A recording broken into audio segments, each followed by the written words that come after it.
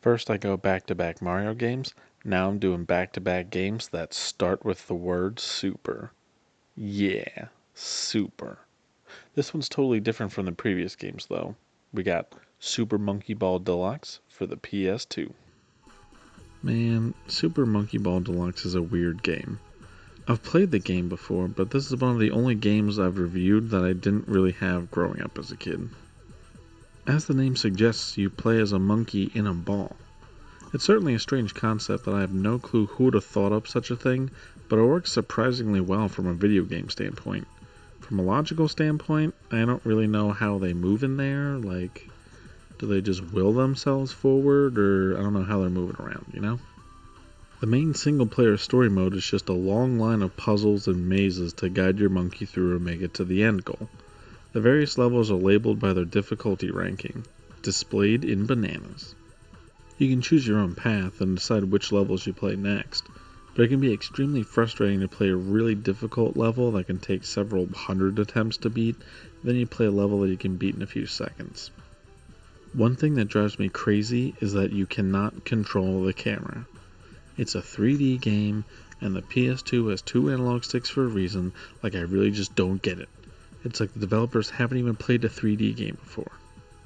I do have to give the developers credit for the level variety, because it definitely doesn't feel like you play the same level twice. On the other hand, it seems like the developers go out of their way to make some levels ridiculously crazy. Which I do like the really crazy levels, they're fun to play through, but most of them are just really hard to beat. And it's not like I don't like hard levels, but they should just be saved for towards the end of the game, not really towards the middle or the beginning where you're just trying to get your feet wet in the controls and stuff. So that's the main single player game, but this is one of those games where the mini games in the multiplayer section are really what draw people in. One game mode that always seems fun to play at first is the baseball game, but it's really flawed and it's really unfair. The type of hit you get is determined by where on the field you hit the ball, which is admittedly how it happens in real-life baseball, but it's not really that drastic.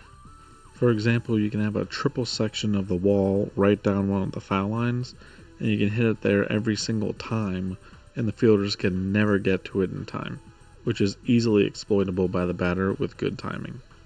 I will also mention that you can control the speed of the pitch with the analog stick while it's still being pitched, and that's probably the most innovative thing in the whole game, and it definitely makes the game mode somewhat fun. You can go fast, slow, it's great. And they also have golf, which is actually deceptively hard. Like, it just looks easy, like it could be Wii Sports Golf or something, but I always find it challenging. As is the mini golf too, because that's hard too. And I've never played an easy mini golf video game because it's 100% better to play mini golf in person as opposed to playing a video game. Then there's this gliding mini game where you and other players roll down a ramp and they get launched into the air and you have to glide your monkey onto a target. At least the targets are unconventional, and yeah, this game's pretty fun. They even have a racing mini game where you just race around a track. Not really much to mention here, it's fairly basic, other than the fact that the start-finish line has bumpers around it, which I didn't even realize until like my last lap. Don't even try to play the soccer minigame. I only tried to play it for a few minutes, and I don't think I've ever been thoroughly that ineffective against a computer opponent ever. I don't know if it was like a hard mode or what, but it was absolutely crazy. I guess you could say it was bananas. I don't have any friends. I tried a little bit with different player configurations, but it didn't really matter. The computer would just steal the ball from me, shoot it at one of the posts, have it bounce off and go in every single time. I think this is a very niche game. Like, someone could really enjoy the single player mode or really find the mini games enjoyable, because they aren't terrible, but I think it's really just a personal preference here for me, and it wasn't really clicking.